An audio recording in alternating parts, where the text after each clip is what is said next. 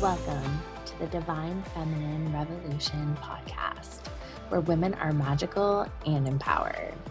I'm your host, Dr. Megan Monday, psychologist turned transformational feminine business coach.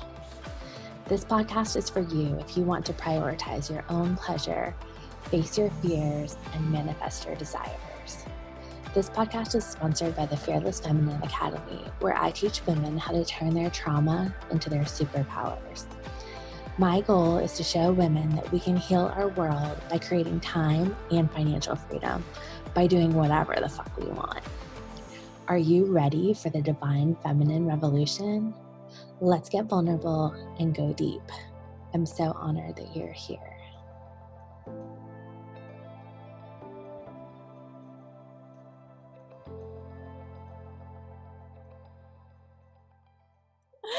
Okay, hey everybody, welcome. I'm super excited to have everybody here, and I'm excited to introduce you to the amazing Emily Wilson. So Emily, I will let you go ahead and do a little brag intro. Tell us about how awesome you are. Hey guys, I am Emily and I am a brand and business coach, and I am so excited to be here with Megan because I love Megan, and so I'm excited to be a part of all of this. This is so fun. So I'm a brand and business coach, and so what I do is that I help women create businesses utilizing their gifts and talents, because I believe that businesses can be made out of literally anything. And so I feel like that utilizing your gifts and talents and then just making them like the focal point and letting people shine, and also having more women business owners and women running the world. I mean, that's what I'm about here. So that is what I do. And yeah, I love being here. Thanks.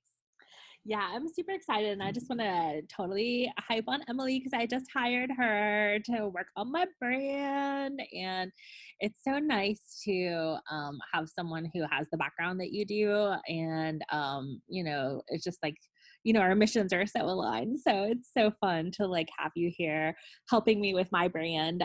So how did you get here? Tell us a little bit about the before and after. You worked in corporate for a while, and So my journey was kind of really interesting, because I did work in corporate before I became a brand and business coach.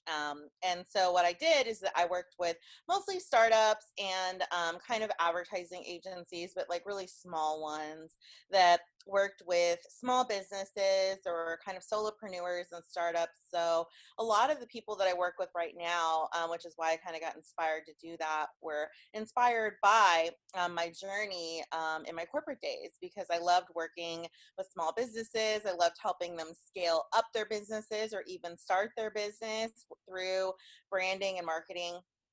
So for people that don't know what a creative director is, a creative director is basically the person that oversees the entire advertising agency. So that means I have to know how to do graphic design and web design and content writing and marketing strategy and social media and email and literally anything that you can think of. I had to do that. I had to know that. And then I had to oversee and work with a team to be able to do that. Also, if you've never worked in advertising, I will tell you that one of the things that it's not really great there, is that you get laid off a lot.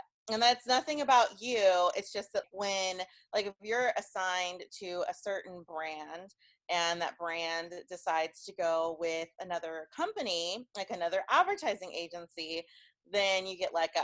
So it's a lot of layoff, a lot of turnover in there, and then a lot of kind of finding what the next thing is. And I live in Austin, Texas. Literally, if you throw a rock, you're going to hit 10, 20 people like me. There's so many creative people here. So many of us here. So what ended up happening is that to be able to become this beautiful brand and business coach that I am today, is that I got laid off from a job, which was not new to me. I knew about this life, right? But at that point in time, I was just really kind of low on myself, just because of a lot of the experiences that I had had there with a lot of the senior male employees, were really putting me down and didn't want me to rise or anything like that.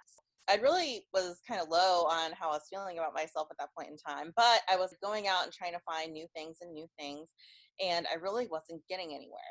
And so, but anytime I would get a no rejection letter, like someone would come find me.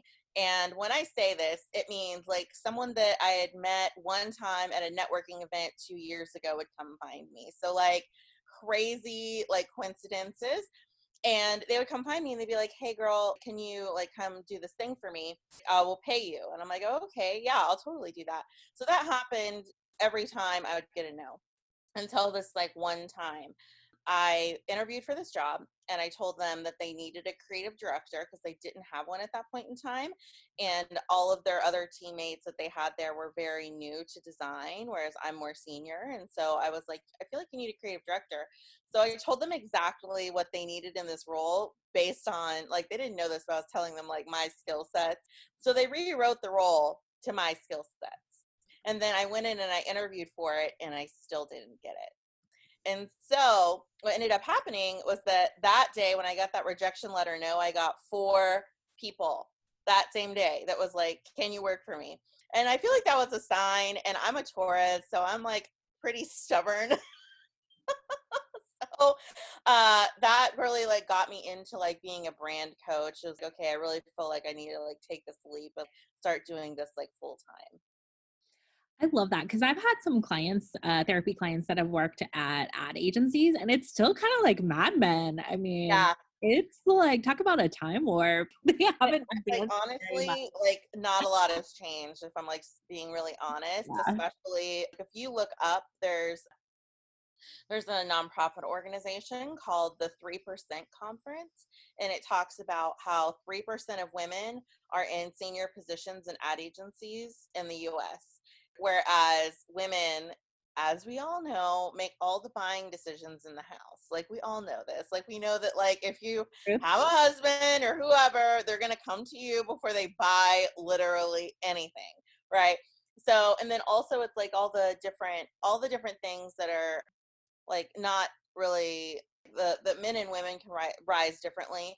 Basically you're told that you're not allowed to like have kids, get married, have a social life until you become a creative director. And then when you become a creative director, you're working like 60 hours a week, so it's like, when are you going to even have time to like baby make it all? Like, it's like you're not going to have time to do that. So it's a very much a double standard in there, and it makes it really hard for people. And it's also really like a toxic work environment, at least in my experience, which is why I'm very glad to now like be out of it and like want to help other women get out of it. Yeah, I think that there is, such a lie of the patriarchy to say like we have to like wait until we've made it to experience the pleasure of like living life when really we can, as you and I love to do, like break all the rules and be unapologetic and just go for it. So, Mhm. like when you decided to go into business for yourself, was that a big leap for you? Or did the universe, I mean, it sounds like kind of gave you the big peep-ho into entrepreneurship. I mean, yeah, I feel like the universe was kind of like, girl, this is your path. You need to like get in the path. But that doesn't necessarily mean I was ready for that path.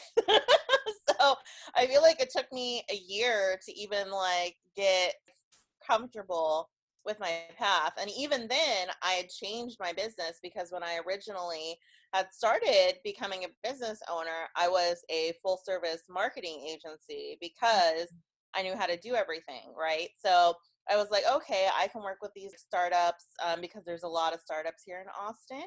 And so I'm like, I can work with all these startups that are here that maybe don't want to hire someone full time because they don't necessarily have the need to hire someone for 40 hours of work, but they have someone to hire for like 15 hours of work, right?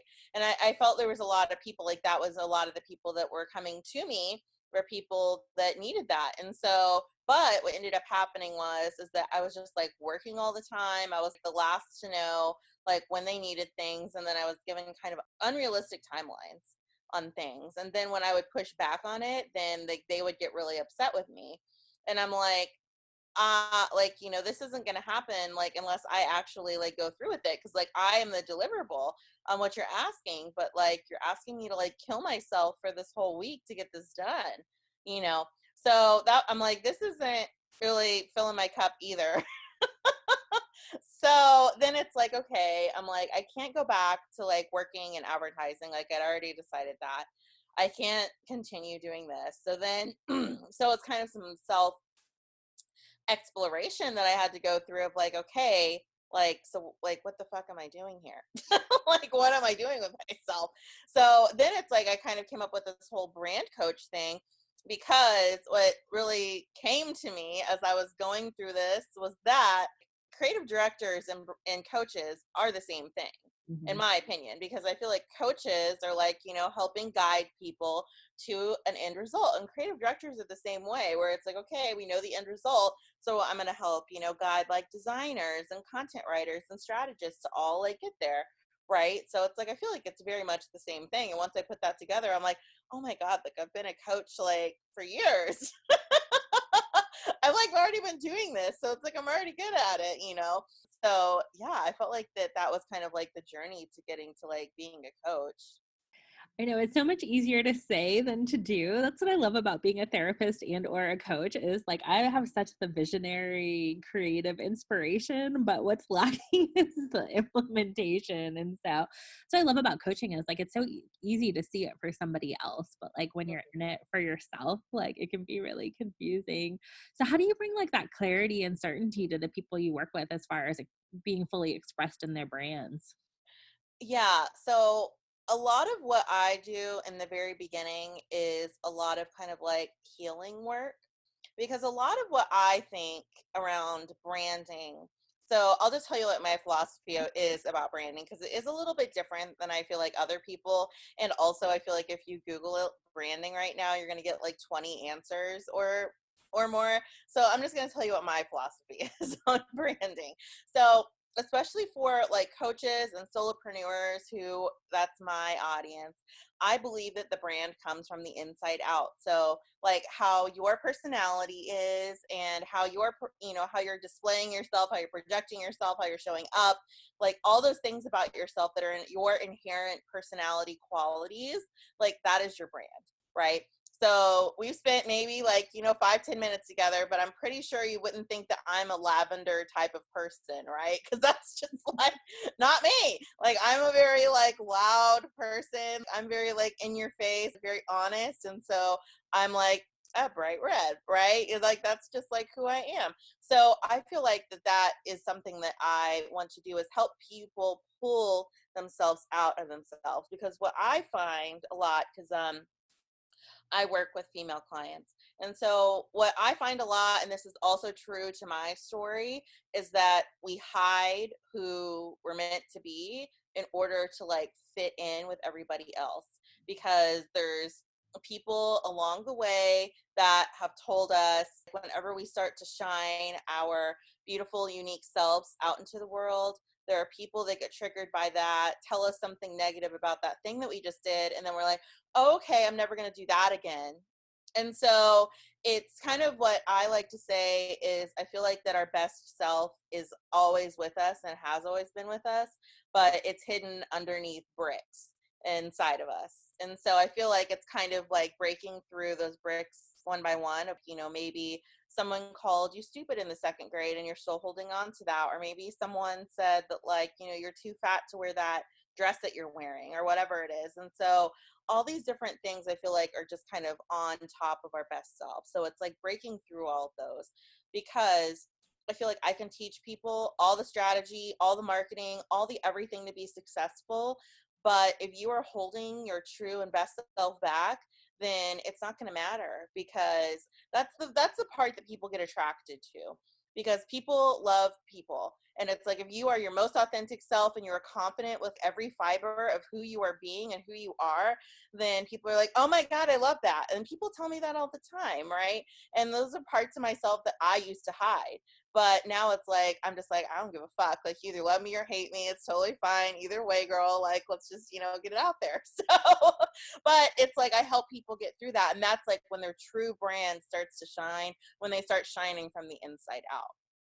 I love that. And you see, like, a lot of times in coaching, like, the word magnetic kind of gets thrown around. And it took me a while before I really realized that you're, like, creating the pull when you're actually being your authentic self. And I think, there's so many narratives constructed by like mainstream media and advertising to like make you feel bad about yourself so you'll buy stuff. And so I think there's this narrative of, like hiding and objectification, and either you're not enough or you're too much. And there's just like kind of all of this like baggage around that. I think it's a really exciting time because now that anybody can have a platform and anyone can have a personal brand, I feel like this like next wave is really about the vulnerability edge, about like, getting rid of the shame, not giving any fucks, and just like going for like what your true calling is. Yeah, I totally agree. And especially like right now in quarantine where people are forced to kind of dig through those things. Because I Mm-hmm. feel like that now we're forced to be with ourselves. Like we don't necessarily, because I feel like that that's a lot of times what happens is that, at least in my experience, I would to go out and just kind of force myself to be around people because I didn't want to be around myself. And I feel like that now we're forced to constantly be around ourselves. So then anything that was like one of those nagging things that kept on wanting to come up and be released, but you're like, nope, nope, nope. Those are things that now it's like we actually are like working through. And I feel like that that's going to really allow all of us to collectively rise because it's like we're now seeing all this possibility and also as women like rising up. And also it's like I'm a plus size girl, and like plus size girls are now just kind of like, this is just who we are. Like we're not about being shamed for having a body that isn't necessarily like approved by everybody. It's like I approve it and that's what matters. And so I feel like that also allowing girls that maybe are of like a thicker form to be successful is really showing other people that, look like you and me, that they can also be successful no matter what they look like.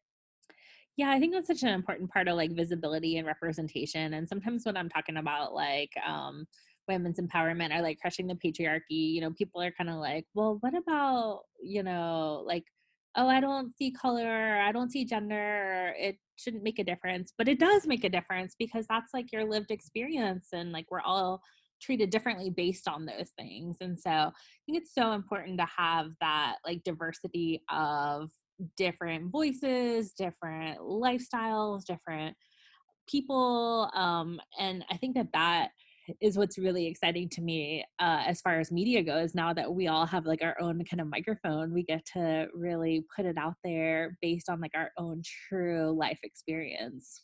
Yeah, and it's interesting because I was just talking with my sister about this because we're both plus size girls, but also it's when we see like maybe plus size girls that are like in bikinis, it kind of triggers us in a way.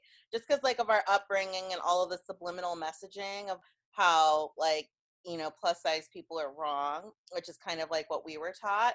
And so it's like it initially triggers us and then we're like, oh wait, like she's beautiful. But it's like it's still, and I feel like everybody has that on some kind of level where it's like, you have this first wall of thought, but then you're like, oh wait, that's stupid, girl. you know and then we still have that even after like years and years and years of us like working through it and loving ourselves. We still have those thoughts. And I feel like those thoughts will, it just depends on how you kind of like break through them and you're just like, oh, that's kind of bullshit. Yeah, and I think we all have that, like, and that's what kind of gets me so annoyed about the whole like racism debate is that, we're sort of like all brainwashed into thinking these patriarchal things. And so to disown it completely is just to deny the reality that we're living in this bubble that's, sexist and racist and homophobic and all the other ones. So I think it's like really a refreshing. I know for me, Brene Brown is like, she went out and said she had the breakdown and then she got famous. And so she gave like such a huge permission slip to just go and like talk about your edges. And as far as the body positivity piece goes, I just started wearing like my fat girl bikini. And I don't say that like in a pejorative way. I say that like in a loving way. And I posted a picture of it and it was my most viral post thus far. And I think it's just one of those things where it's like we're constantly having to undo the conditioning that's not right. Like you're saying, these things are going to get activated, but we get to decide whether we actually believe in those things or are we going to go for a more like universal accepting shame reducing, like come out with your true self moment. And I think that's what's so exciting about social media, because certainly another viral post of mine was calling out all the plastic aspects of the coaching. And certainly there's that as well. But I feel like there's this new wave of coaches that are coming out that are more about rewriting the narrative, about making it more authentic. And I think more and more therapists are going to wake up to realize they're being significantly underpaid and then jump into coaching as well. And so I feel like it's going to be just like a really exciting time for humanity as more and more people decide to like fuck the conditioning that's limiting them and just go for it. Yeah, I definitely feel like that there's very much a kind of like revolt energy, which is like what my whole brand is about rebellion. And it's about kind of rebelling against what society had in store for you and instead, doing what the fuck you want with your life. Because I feel like that was a lot of what was placed on me, because I'm from Kansas, and Midwesterners like usually get married and start having kids in their 20s, and like women don't get jobs. I'm like, I like, even like when I was 18, I'm like, I can't, like, that is not for me. Like, I just can't, like, it didn't settle with me. And I feel like a lot of women, have those kinds of different societal standards that are like placed upon them, that we all have a ceiling. This is this is the place that we're able to get to in our lives, and we can't like rise above it. And there's like literally one elevator that we're climbing up. There's not multiple elevators. And I'm like, fuck that. We can do whatever we want with ourselves, and we can live our best lives, being our best selves, which is why that's why I'm like all about like rebellion, because it's like rebel against everything that you feel like society had put in place for you, and instead do what you feel like, you were meant to do instead. Yeah, and that's where I feel like coaching and entrepreneurship really is like the next wave of liberation, because we really can define what our life looks like, and we can, display it in a public way that inspires others to take the risk themselves. When you started to like put it all out there, did you have a lot of fears come up? Like, what was it like to be vulnerable with your brand? Oh my God. Yeah, it was like scary as fuck. So, and this is very interesting kind of dynamic for me, because I'll give you like a little backstory, is that I used to do musical theater and perform improv. So I was used to like being in front of an audience. But when I was in front of an audience, just being myself and not being a character anymore, it was so scary. Like, I didn't want to do it until like my coach, at the time, she literally gave me homework and was like, I need you to do a live. And she knew I was that type of student that was like, I'll do whatever you tell me to do. So I'm like, I gave her this look though of like, I don't want to do that. But I did. And I feel like that I got more and more comfortable with it. But then along the way, I feel like that I was discovering more parts of myself that I was hiding, because I had a fear of rejection, and I had a fear of not being accepted, or, a fear of, being myself and being like ridiculed for it.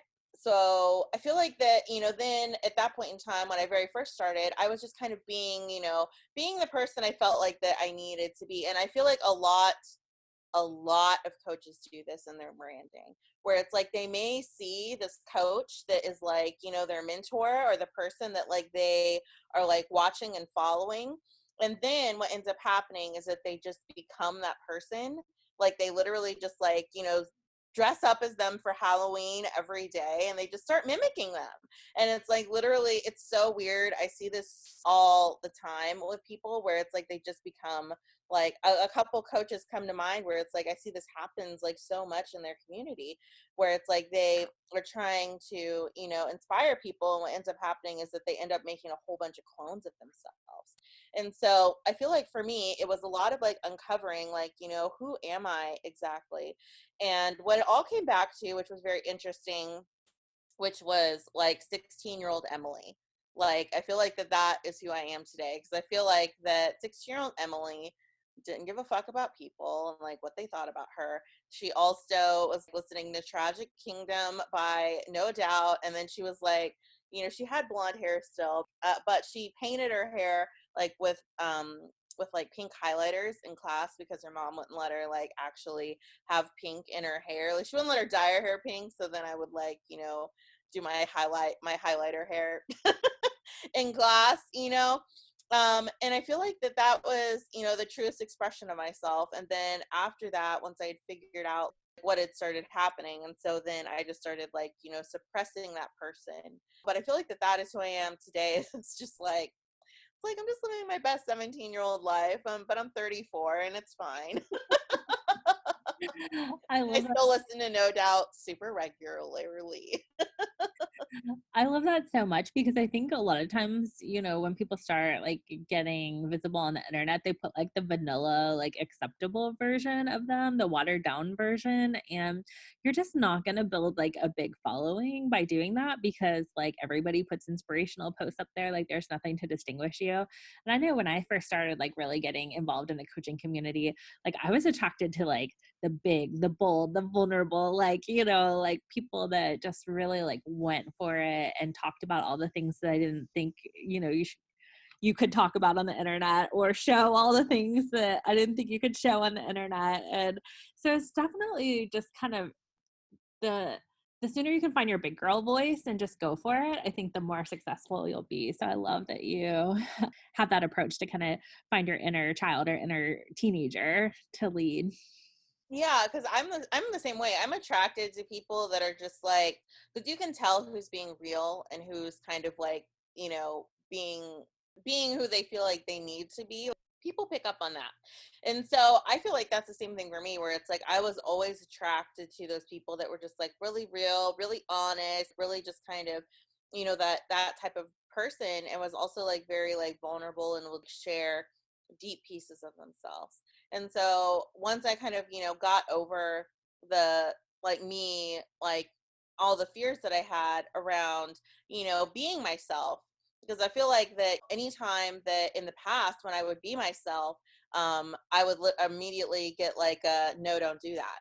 And so then I'm like, okay, so I don't really like, so I had to kind of like baby step for like a while, where it's like, okay, I'm just gonna do like a little bit of this and then see what happens, and a lot of people do that, and that's what I, teach my clients to do. But we like stair step it, where it's like, okay, I'm going to have you do this uncomfortable thing, and then we're going to make it a little bit more intense and a little bit more intense and a little bit more intense, because it's like I want to trigger you so you can figure out why the triggers are happening. Because otherwise it's like I'm never going to be able to help you if we keep keeping you in this safe zone, right? It's like, that's why are you paying me if you want me to not make you uncomfortable? Right? Like, it's like, that's why you're paying me, to make you uncomfortable and then rise through it.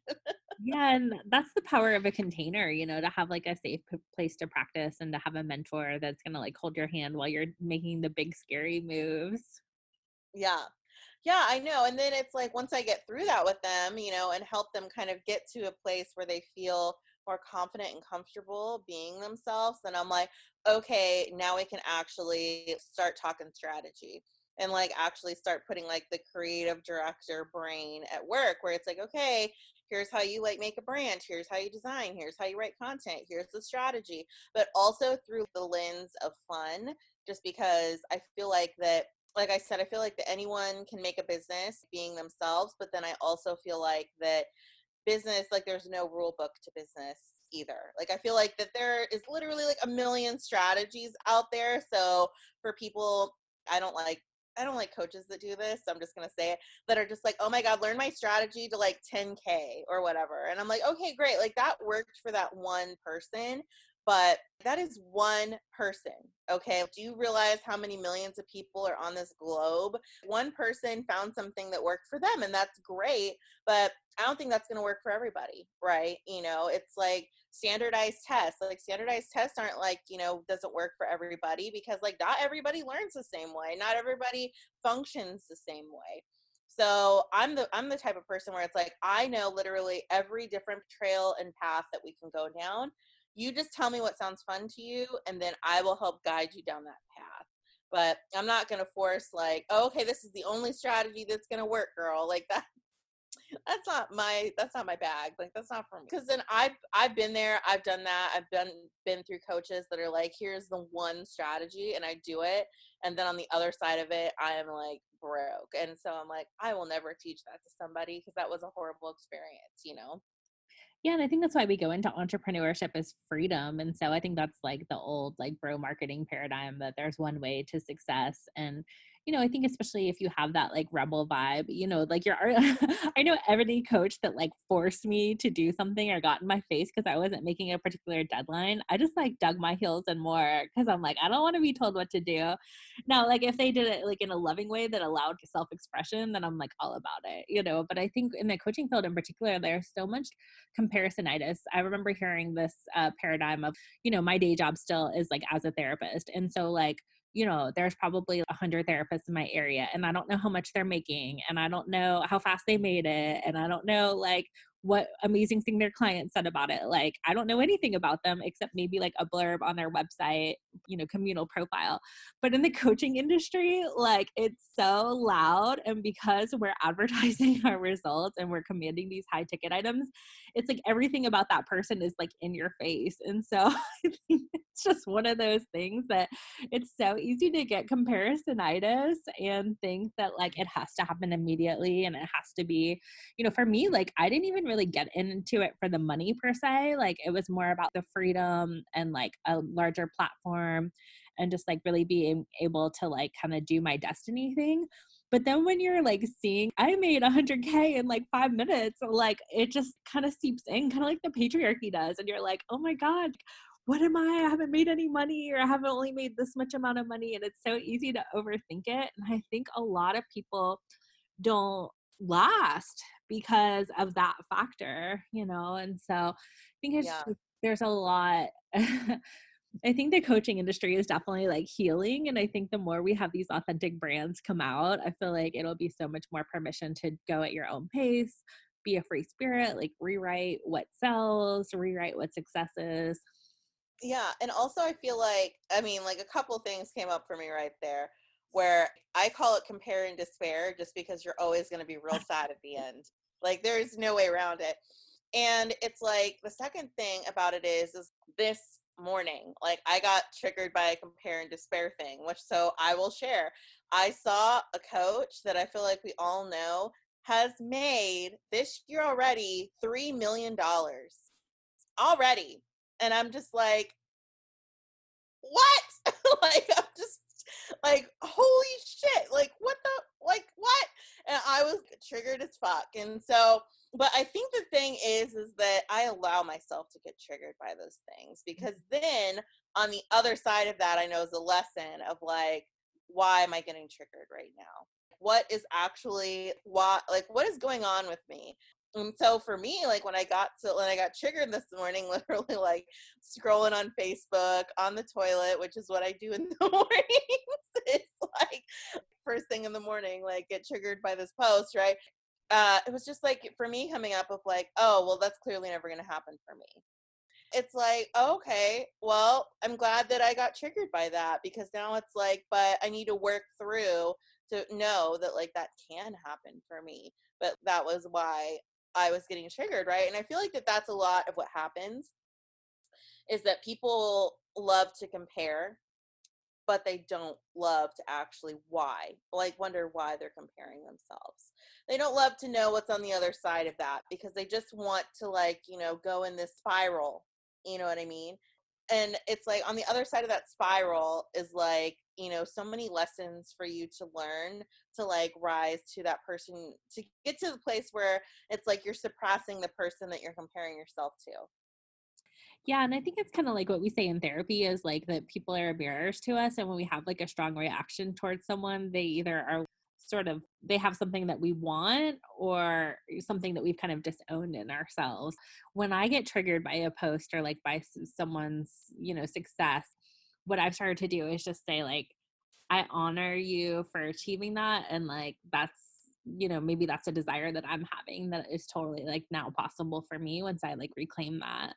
Versus, so one of my recent taglines in this last sale was like, don't hate her, be her, which I feel like was, I really appreciated it because I've been on both sides of that. And I think it's, even just with this whole paradigm of like women rising, of like entrepreneurship, of like rewriting these narratives of how we get to be, even around like child, mother, like we can do anything. Like you said, like it's like, I always say it's like the wild, wild west, but there are no rules. Like we really get to decide what's going to be like, our fullest expression of who we are. And I think it's just such an exciting time because we've had so much baggage.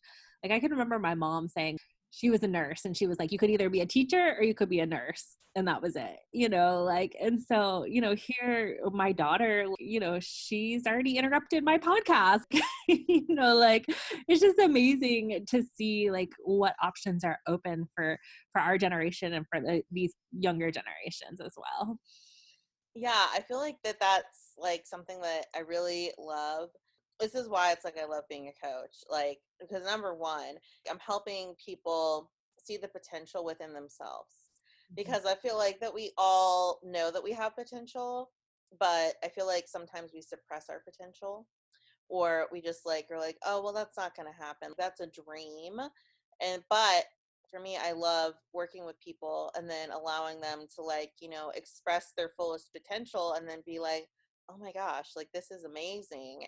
Or it's like, when they make a sale or something and I'm just like, oh my god, like they're so amazing, like they did so good, being able to see the journey that I've had with them and like where they've been and like where they are.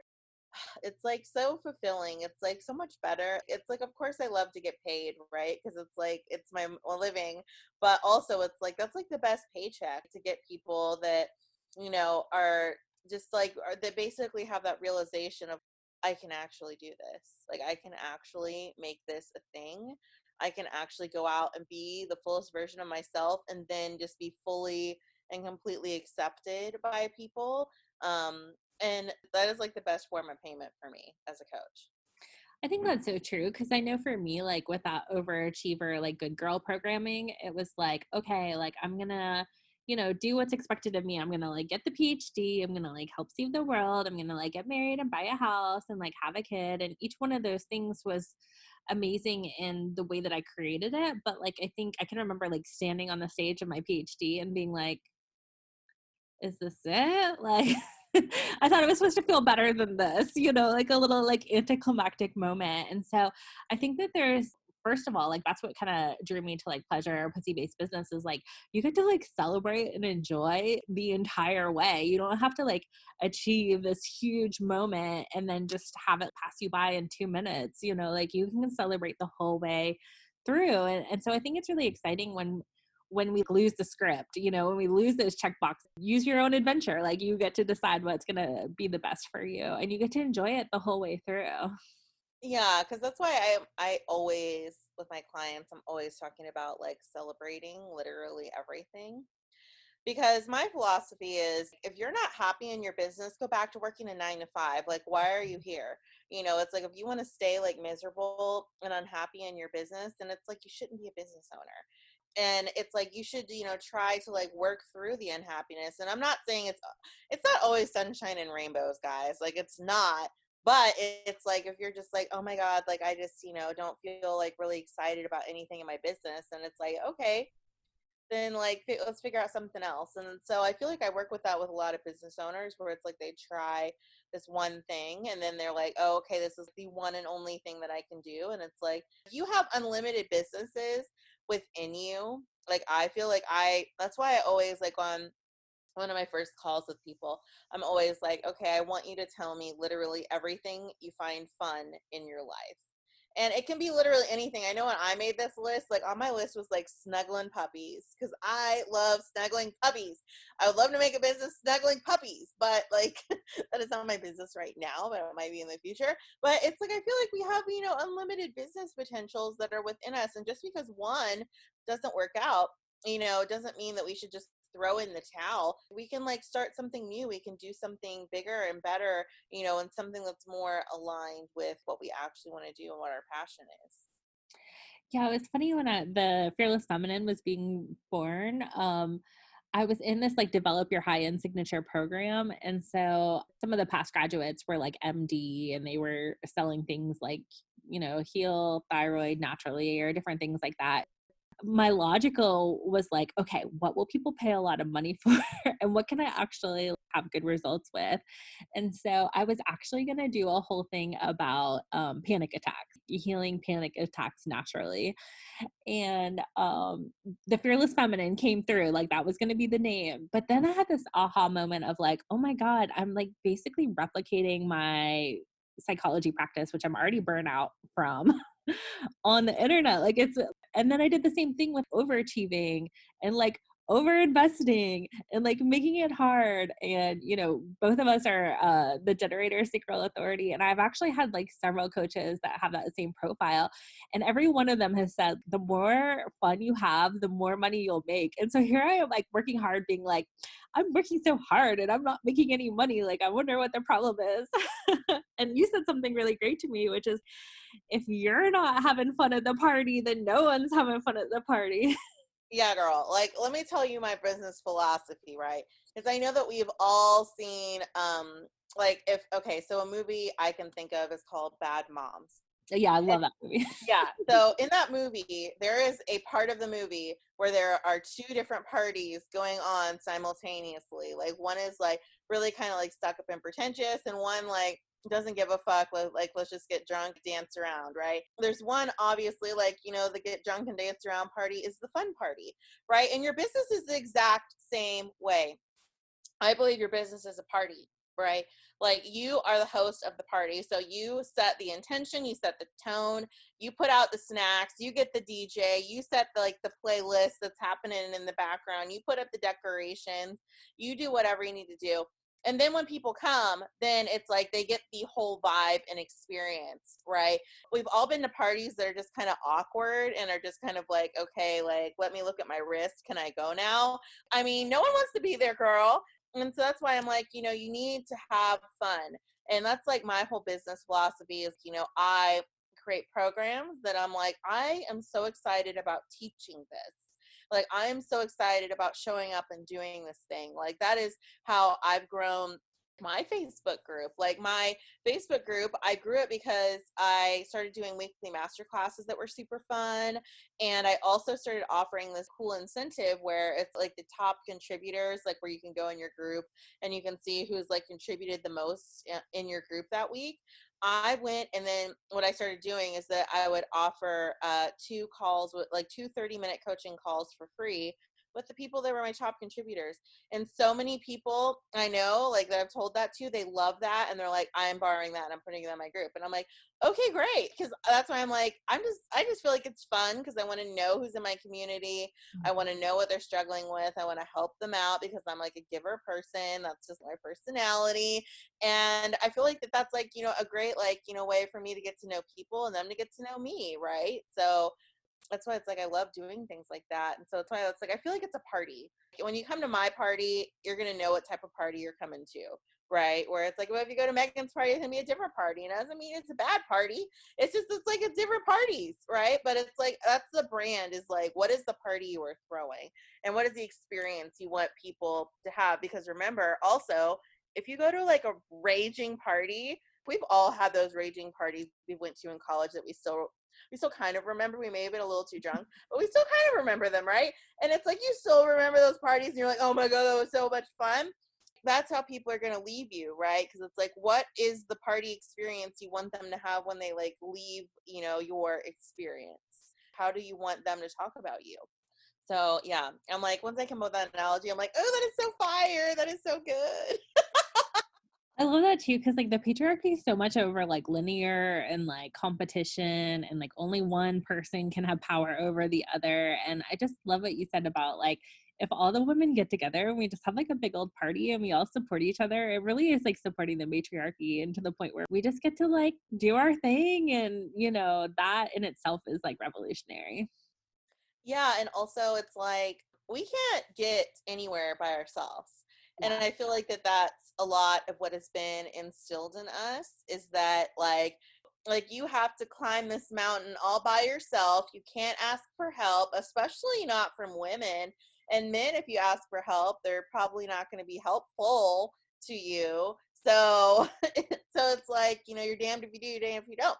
And so that's why it's like in my community, I love helping, like I love women like collaborating, and like, my favorite thing is when people like post their offers and then I hear from them where they're just like, oh my gosh, I posted this in the group and like, so many people like, decided to like take me up on it, right? Like I had a girl do that last week. She made a post and then she's like, yeah, 5 people booked this with me. That's so awesome. And I'm like, hell yes.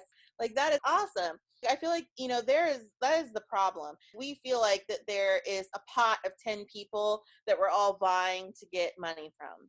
And that is not the truth, guys. Like that is not, like there's like millions of people that want to work with you. And it's like, if they want to work with Megan and not want to work with me, great. That's fine. And it's like, if they want to work with me and not with Megan, fine. That's how I feel. It's like, there is enough to go around. There's a big enough pot for all of us to like, have a scoop, have 2 pots or more of soup. So Yeah, like that's the good thing about mental health is there's always job security. And I think the same thing goes with like coaching, especially in this age where I think more and more people are going to want to go their own way and start their own business, start their own brand.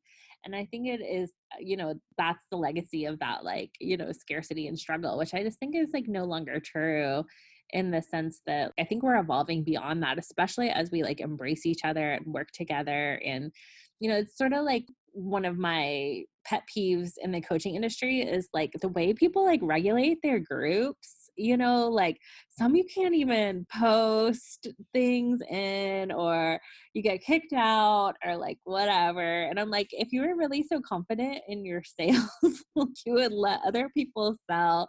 And I know sometimes those pitch posts are super provocative, or like they're powerful, like people will buy from them. And people sometimes have invested like money or whatever to grow their audience. But I just think that I noticed like all my favorite Facebook groups, including my own, are ones that allow people to sell. And I think that that's the new paradigm, is to, like realize that it's a collective, that there's more than enough to go around. And that, chances are if they buy from you, like there's someone who buys coaching and then we've got similar vibe, like they'll come buy from me for a different piece of it. And so, I just feel like I wish they would be like a little less tyrannical about groups. But on the other hand, I think that that makes the freer groups like yours and mine even more exciting, because it's like there's no rules. I mean, there might be some rules, but you know what I'm saying? Like it encourages self-expression and success of all women, which I feel like that's the revolutionary part, where we get to all rise together. Because they say like it's lonely at the top. Like I don't want to make it to the top and then have it be lonely. Like I want like this amazing sisterhood of powerful women that like are themselves, which then like gives me permission to be myself even more so. yeah, and I feel like that's why I do open promotion in my group, just because I feel like that sometimes it's their very first promotion post that they've ever made in their business. And I feel like that's a big step, and they want it to be in a safe space where people can like hype them up and be like, oh my God, like this is amazing, right? And I feel like, it's like I wish that sometimes I would have had that in the beginning, where it was like I literally like push people to promote in my group, where I'm just like, hey, you know, promote yourself. Because sometimes they'll make like a little comment of just like, hey, like, I'm working on this. I'm like, okay, great. When you're done with that, make sure you do a promo post, right? Like I'm literally like pushing them. I'm like, get your ass out there and shine, right? Like, cause it's like, you weren't made to stand in the back row, honey. You were made to stand like on the stage under the spotlight, like, get under your spotlight. So so I feel like I'm a little bit like that, where I'm just kind of like that soccer mom that's like, go on the field, honey, like go make that goal, go be special.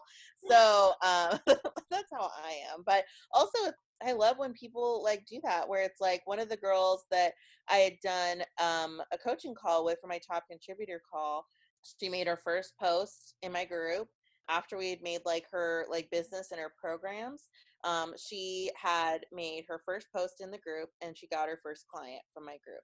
And I'm like, how amazing is that? Like that makes me feel like so special, that like I've created this like really special community of people that want to support and buy from other people and aren't just there for like the freebie train.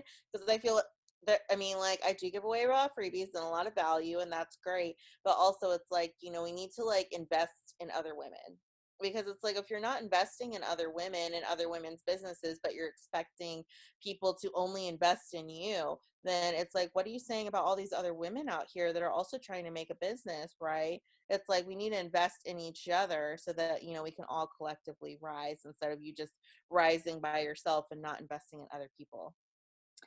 Yeah, I think that's so true. Like to me, like, I invested in a lot of different coaches all at the same time. And then it's like you've got this little like fanfare. And if you have like mastermind sisters or something, you get this little like train of support.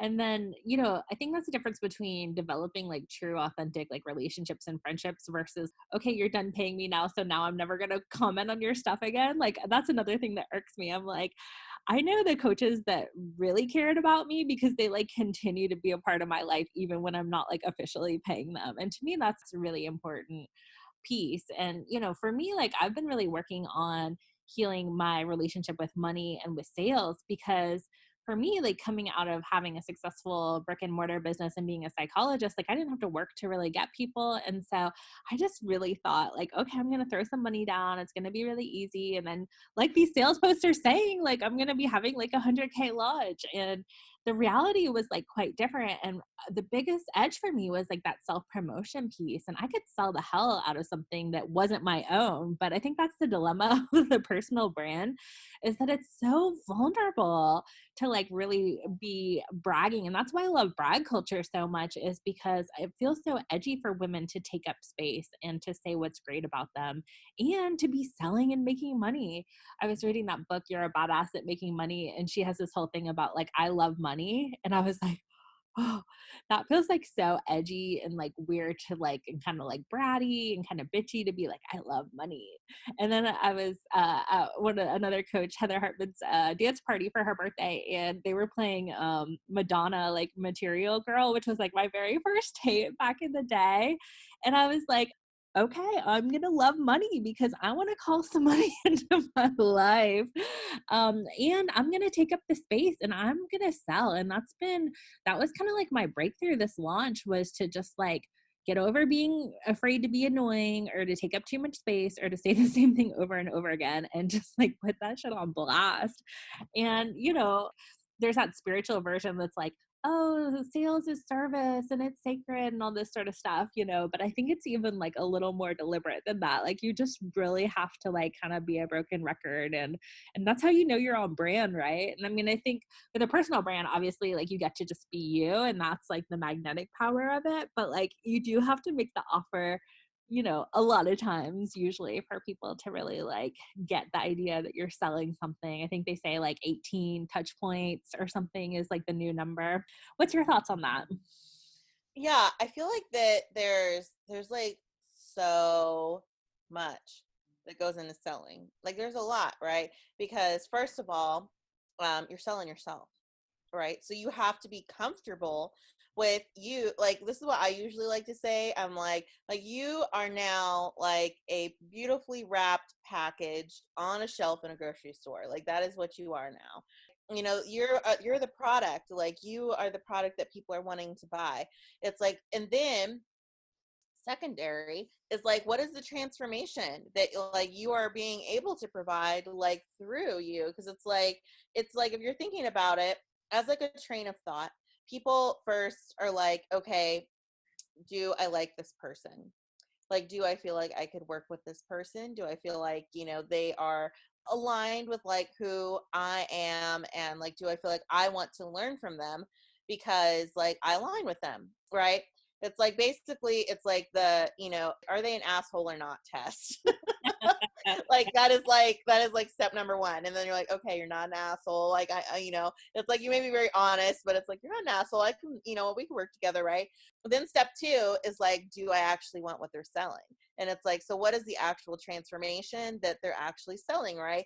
And there's a lot that goes into that, right? Because it's like with transformations, you are basically selling your knowledge, which can bring up imposter syndrome, where it's like, okay, I don't think I can actually do the thing that like I'm doing. Or a lot of times I hear people where they're just like, well, I don't know enough.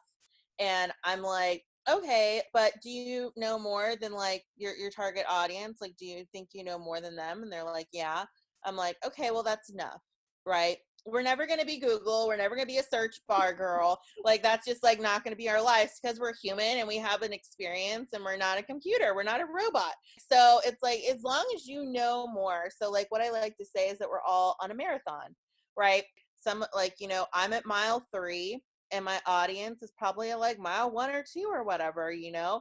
But as long as I'm at mile 3 and they're at mile like 0 to 3, then I can help them, right? But then like my coach is at mile 6 and then her coach is at mile 9, right? So it's all this kind of like, you know, domino effect, right? But it's like, as long as you can help them get to where they need to be, you know, and give them the transformation that they want, then that's all that matters. But it's like getting through that transformation piece of it, and then also being able to sell the transformation piece of it, which is like, I'll give this hot tip to everybody.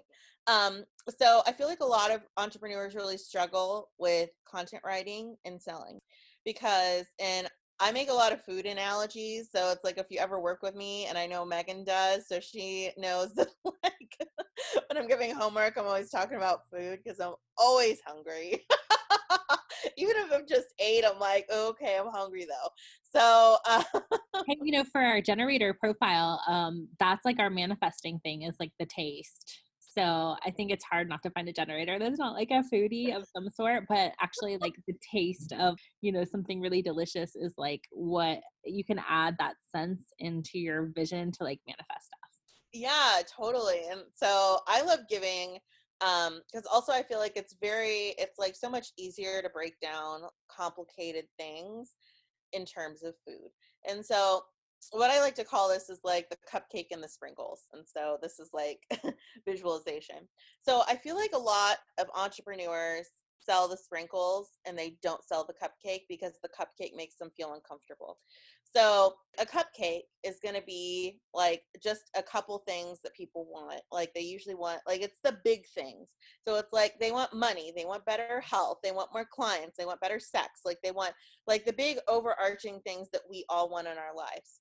The sprinkles is what people sell, and this is what I find a lot of people really struggle with when they're selling, is that, so like, for example, like, I'm a business and brand coach. So if I was to tell you my sprinkles, it would be like, okay, you would have more confidence and you would have more authenticity and you would find like the truest version of yourself, and you would be like, you'd be able to like uncover like your true self. And you're like, okay, girl, that sounds nice. So I'm not going to pay you money for that. Like, you know, that's not like something I want to pay, I want to buy from you. Right. But if I'm like, okay, like, I'm going to help you get more money and more clients through da da da da da, like the sprinkles, right? So it's like the sprinkles are important, but it's like sprinkles are nice, but you don't, like, you can love or leave sprinkles, but you gotta have the damn cupcake. Like, you're like, I want the cupcake, but the sprinkles are nice to have, right? So what's So the icing? yeah, right? Yeah, it's like sprinkles and icing, right? But it's like people really struggle with that because they don't, and I really struggled with that too, because I was like, but I'm like teaching people about like authenticity and confidence. And then my coach was like, no, girl, you're teaching them how to make more money. That's what you're teaching them. And I'm like, oh. But then it's like, that's what happens with people, especially coaches, is like that brings up their money issues all the time. Because it's like, you know, if you're teaching people how to make money, and let's say you don't feel like you're making like the amount of money that like you want to be making, or, you know, fill in the blank money issue there, that's going to be really triggering for you to constantly be selling like, you know, this like money clients, like dream life thing that everybody, you know, talks about, right? And so it's figuring out like, you know, first of all, what's the money block that you have, and then also figuring out like, well, like, you're bringing them through the process with the sprinkles. So it's like I bring people through that, where it's like I help people get to the money and the clients, but through like the confidence and the authenticity and like, you know, being their own self, and like not really giving a fuck about what people think, and like burning like the business rule book and doing business on their own terms. And like that's how I bring them through to get to that. But I'm not selling them that. Like, I'm selling them that as kind of like, it's like the side, right? It's like nice, but it's not like what you actually want. Yeah, and I think that's like a mistake a lot of times people made. I know I did when I was investing is I was like, "Ooh, this person's really successful and they're like who I want to be and they're making $1 million, so I'm going to like invest with them." But like honestly, like my more powerful experiences and like the more helpful ones were people who were just a couple steps ahead of me because, like for $1 million coach, they'll be like, do a discovery session, like whatever, just do it, and not recognizing that like that can be a real edge for someone who's just starting out. The other piece I think is like really important to mention is just like, instead of like someone who like is embodying like what you want to be, I think you need to really make sure that the like relationship piece is there, that they can support you the way that you want to be supported and that they aren't just like who you want to be per se, and so I think like there's a lot to say with coaching fit, and finding the right person who can just like really get you and can kind of support you and like you said trigger and challenge you through the Yeah. edges. Yeah, because it's like I've hired coaches that were like not aligned at all, and I was like stuck in a program and was miserable. And then I've hired like coaches that like it's like we're like two peas in a pod, right? And so, but it's like figuring out like what works for you, which is why I love to like talk to people and be like, okay, like this is like this. Let me just like briefly tell you like what the experience would be like working together, and then it's like they can tell me yes or no, and it's like either way that's fine because it's like I've even had people where it's like they're like, oh, okay, like it's a no, no right now, and then they come back later and they're like, okay, it's a yes right now. So it's like I am so about making aligned decisions because I've been that person that made what I thought was an aligned decision and didn't. And then I got stuck and then I was like miserable. And I was like, this is like not helping me at all. Like, this is all shit I already know. And then it's like, and also it's like you promised all these things and you're not delivering on them. And then I'm like, oh my God, like, this was a terrible choice. So I don't want that to be what people feel. I don't like, I want them. This is why the very first thing I tell people when they sign up with me is I'm like, okay, you got to immediately celebrate because I want them, it's like you invested in yourself and that deserves like so much celebration that like you made this big step. And a lot of times with my clients, it is the very first time they've invested in a coach. And so it's like a big step, right? Like when you invest in your first coach, like that is a big, big step, right? And so it's like they've invested in their first coach. I'm like, this requires like a very big celebration because it's like you, first of all, recognize that you have unlimited potential and you want someone to help you like basically like dust off the diamond and then just like put it under a spotlight because that's all you need, girls, just like being put under a spotlight. That's it. Yeah, and I think like permission not to have the results within the time frame of the container. I think that's like another kind of scarcity belief, because it's not like the knowledge is going away. Like you can like practice what you learned in the coaching container the whole rest of your life. And I had to learn this in therapy. Like people have their own different healing timelines. And so a lot of people do get results within the container, because they have the support and the challenge and the insight and the strategy and all that stuff. And, it's also like a lifelong unfolding. Well, thanks so much for being on. We'll see you next time. Bye.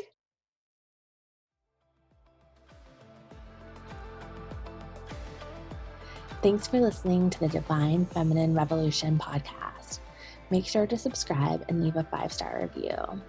Want to keep the conversation flowing? Find us on Facebook at the Divine Feminine Revolution Facebook group, where revolutionary women gather to listen to their hearts, monetize their gifts, and change the world.